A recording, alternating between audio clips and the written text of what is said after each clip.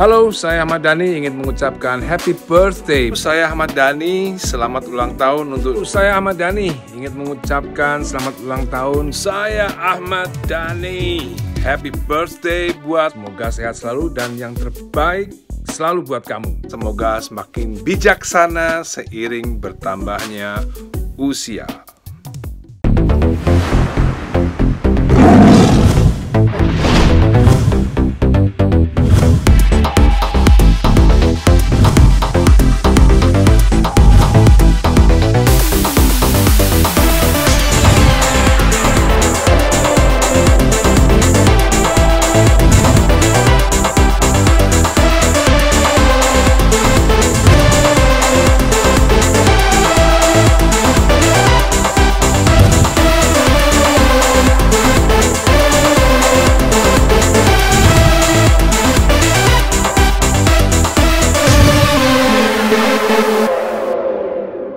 Sukses terus, Caller Eddie.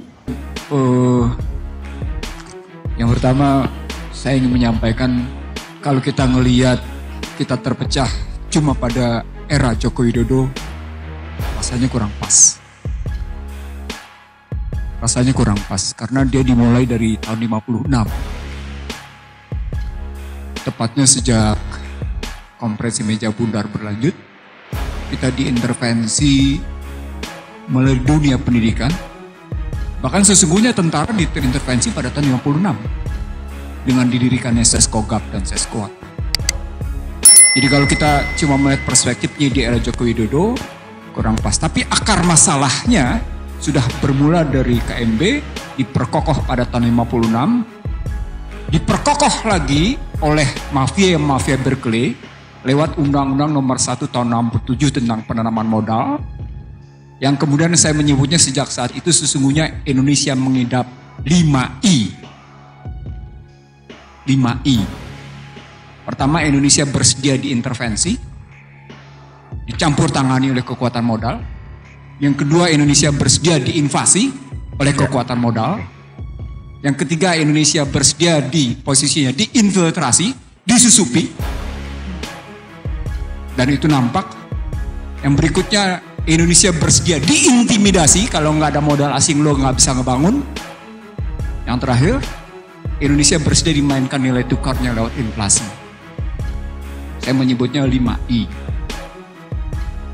Dan itu tidak pernah bisa kita atasi hingga hari ini. Salah satu wujudnya adalah sejak kita membebaskan nilai tukar, walaupun asal-muasalnya adalah managed floating, ngambang terbatas, dan kemudian free floating, hingga hari ini kita tidak pernah bisa berdaulat tentang nilai tukar. Kita tidak pernah bisa berdaulat. Baik, saya mulai dari kacamata saya yang 5I. Bapak Ibu sekalian, salah satu hal penting yang hendak saya sampaikan, mimpi dari Rekat, saya katakan mimpi dari Rekat, adalah butir kedua. Rekat menyatakan menciptakan Indonesia yang damai, sejuk, tentram, dan damai. Aman ceritanya. Tadi sudah dibahas oleh Mardhani Alisera tentang sejuk. Saya ingin mengatakan secara legal struktural, legal prosedural, tidak mungkin Indonesia akan mencapai damai, sejuk, tentram, dan aman. Nggak mungkin. Mustahil. Seluruh peraturan perundang-undangan berbasis pada yang namanya kegaduhan. Seluruh perundang-undangan, sejaknya namanya reformasi. Saya bersedia membuka satu persatu, bahkan dalam sebuah kajian disertasi di Universitas Indonesia, di Fakultas Hukum, ada sebutan sekitar kurang lebih 115 undang-undang dalam basis ekonomi yang sesungguhnya hanya mengandalkan pada persaingan bebas. Saya cuma 2 undang-undang yang saya sebut sebagai berbasis untuk kemudian Indonesia tidak pernah bisa berdaulat. Undang-Undang 2499 tentang lalu lintas nilai tukar dan sistem devisa. Lalu lintas devisa dan sistem nilai tukar.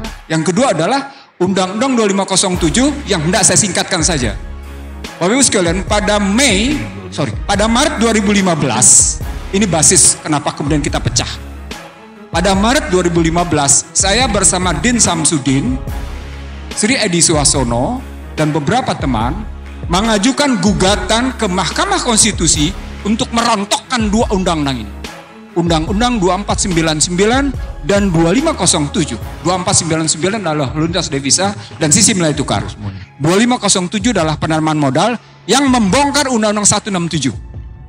Sebelum saya lanjutkan ke peristiwa Maret 2015, menurut Bank Dunia, dengan basis Undang-Undang 2507 tentang penanaman modal, maka situasi perekonomian Indonesia di kebebasan investasi dan utang luar negeri mencapai sangat memuaskan. Itu penilaian Bank Dunia.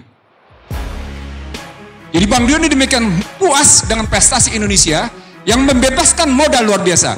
Kalau orang membahas Omnibus Law terlepas dari 2507 adalah salah. Saya ulang Bapak sekalian, kalau orang membahas Undang-Undang Omnibus Law terlepas dari 2507 adalah salah. Karena basisnya adalah Undang-Undang 2507 yang memang di era SBY sudah membebaskan segala sesuatunya.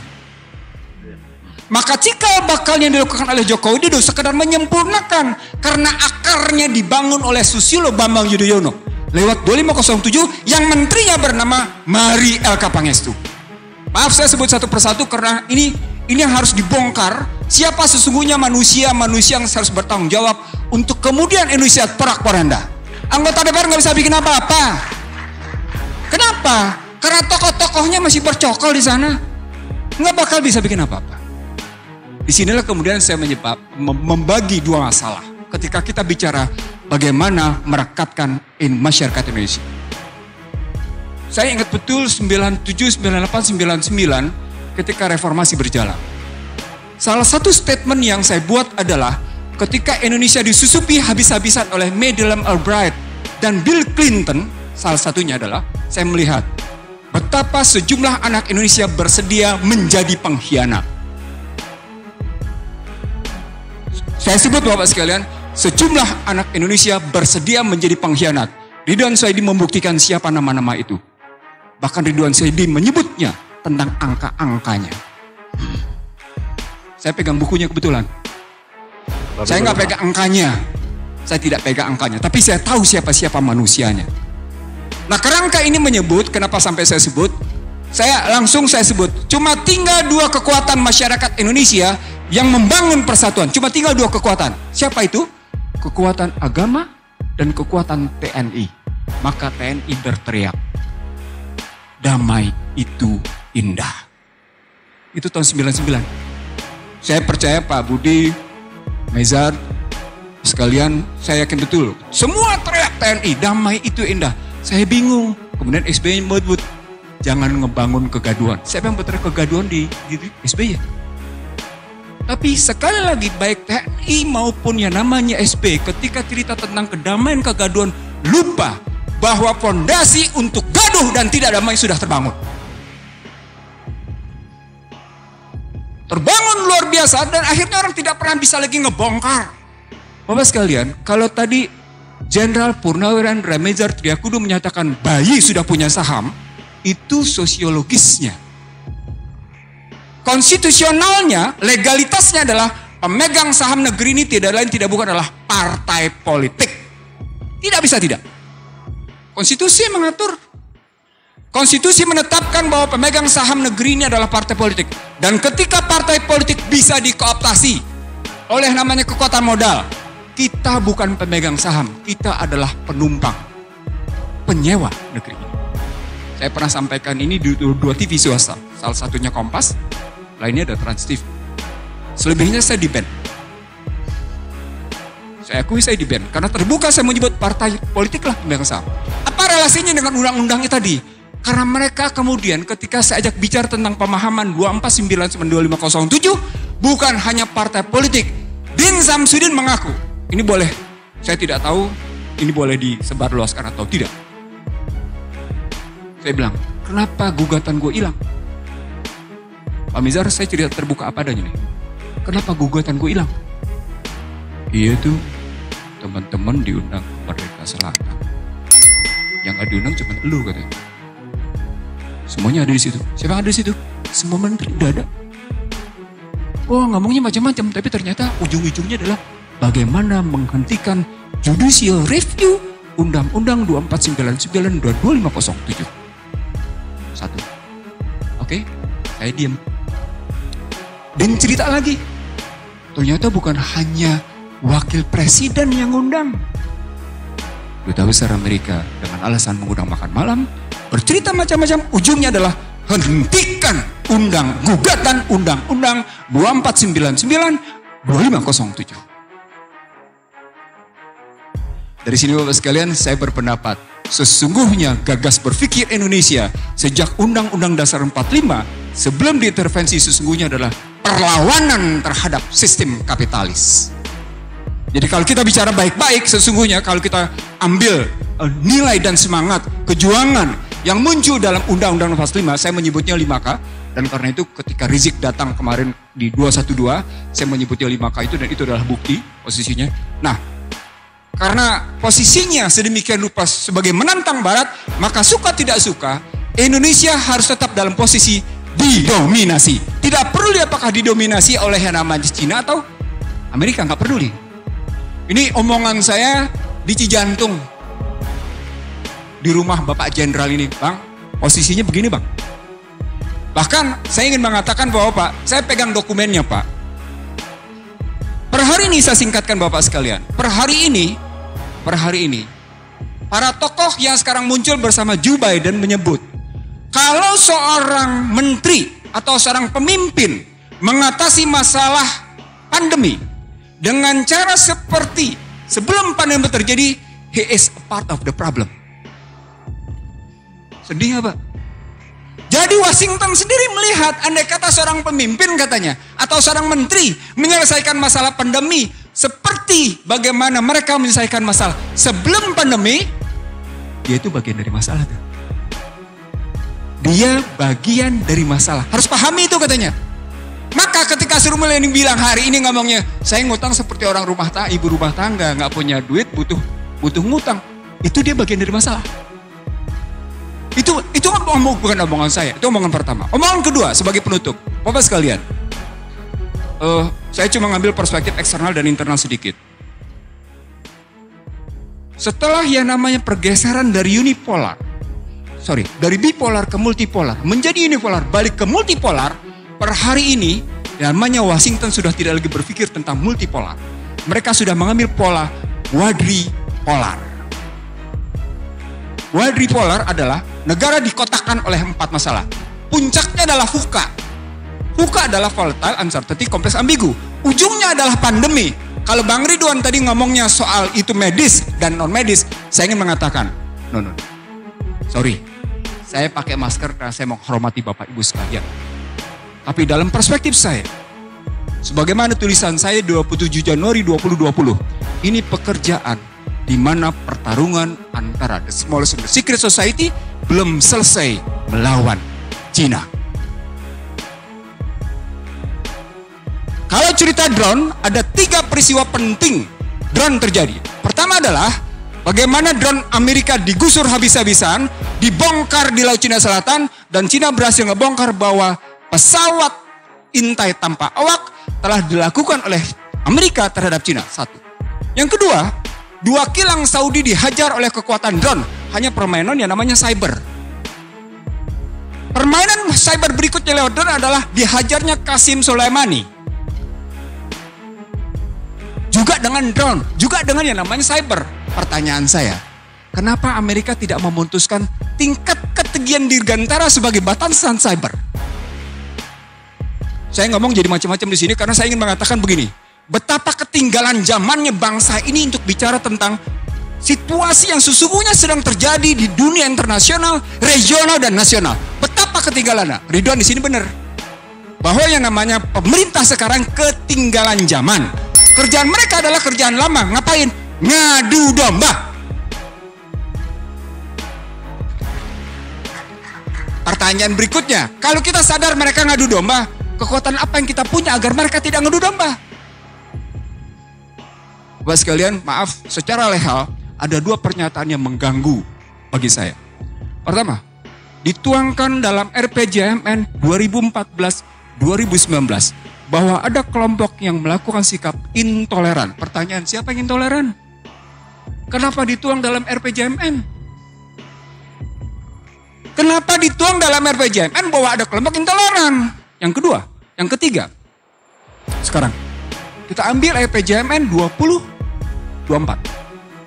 Ada kelompok yang dinyatakan selalu berpikir tentang kegaduhan. Kalau itu dilihat dalam cerita sejarah, dia lupa. TNI ketika mempertahankan negeri ini, kerjasamanya adalah dengan umat Islam. Sama seperti ketika tahun 99, Baratlah yang menyatakan cuma tinggal 2 kekuatan yang masih bisa mempertahankan Indonesia. TNI dan Islam. Setelah TNI, balik ini maaf ya karena ini omongan saya dengan beberapa tokoh jenderal sampai akhirnya di tempat bawah saya menggugat tentang Sabta Marga. Satu-satunya sipil saya gugat Sabta Marga di tempat Prabowo Subianto karena saya begitu risaunya saya melihat situasi. Kemarahan saya sebagai satu-satunya sipil di hadapan para jenderal itu yang mengatakan, kemana para tentara itu yang kemudian malah sibuk dengan kekuatannya sendiri. Ini beberapa jenderal bukan satu, 13 jenderal saya ingat betul. Saya bilang, Bapak sekalian, negeri ini dipertahankan oleh 2 kekuatan. Kekuatan Islam, para ulama, dengan kekuatan TNI. Bahkan sampai dengan 99. Lalu ketika masuk ke dalam situasi sekarang, di mana Islam diobok-obok, TNI dikacaukan dengan cerita menurunkan baliho. Kok mau TNI nurunin jabatannya? TNI telah diturunkan jabatannya sedemikian rupa dari peta mempertahankan keamanan sampai akhirnya ikut bicara tentang ketentraman. Kok turun perannya? Bukankah itu menurunkan kelembagaan? Bapak sekalian, saya naikin sedikit. Maaf, saya naikin sedikit. Kita punya Unhan. Di mana posisi Unhan melakukan kajian-kajian strategis bahwa yang sedang terjadi adalah pemecah belahan. Maaf, telinga saya nggak dengar sama sekali.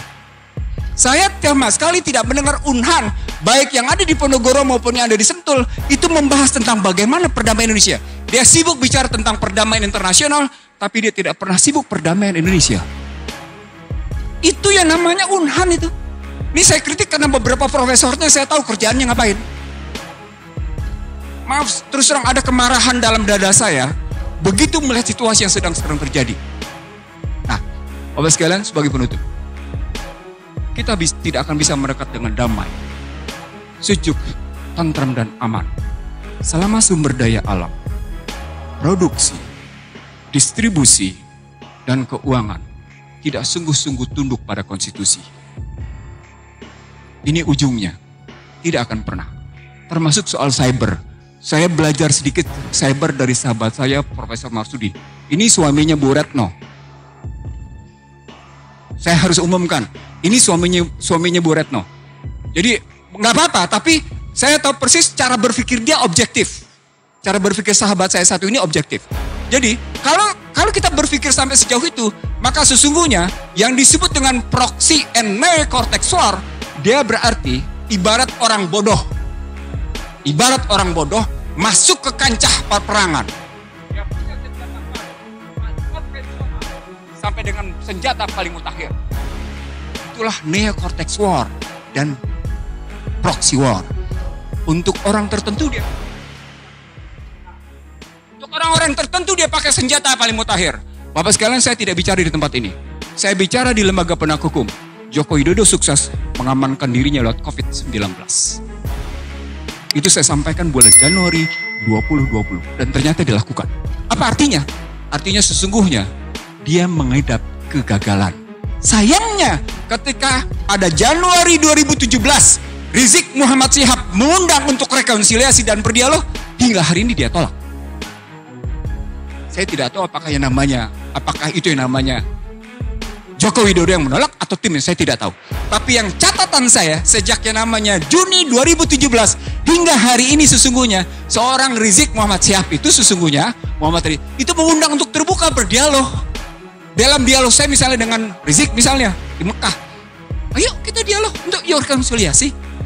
Dalam pandangan saya itu berarti, kalau dalam buku saya menyebut ada 7 variabel, itu berarti memang ada sekelompok orang yang begitu kuat sedang mempertahankan kepentingan kelompoknya, kepentingan dirinya. Saya jawab Bapak sekalian, apa itu?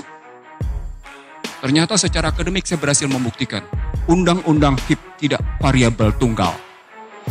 RUU tentang HIP bukan variabel tunggal. Dia punya riwayat panjang yang kemudian nih dalam roadmap-nya, saya coba bangun roadmap-nya, terbukti. Nah, itu berarti kita masih punya tantangan. Bang Mizar, saya panggil Pak Mizar dengan abang, karena kedekatan saya dengan beliau, tadi sudah disebut. Saya ingin mengatakan, Bang, kita punya tantangan besar. Bagaimana menghentikan Ekasila ini? Jadi bukan cuma sekedar seperti Abah bilang, tasbih, tapi salah satu tugas kita yang hadir di sini adalah menghentikan bagaimana Ekasila ditegakkan. Bagaimana ketuhanan yang Maha Esa berkeadapan itu diubah menjadi sebuah kegotong royongan. Kita punya tantangan konkret. Dan saya yakin kita mau menjawabnya. Karena kita tidak mau diperbudak oleh kekuatan materi.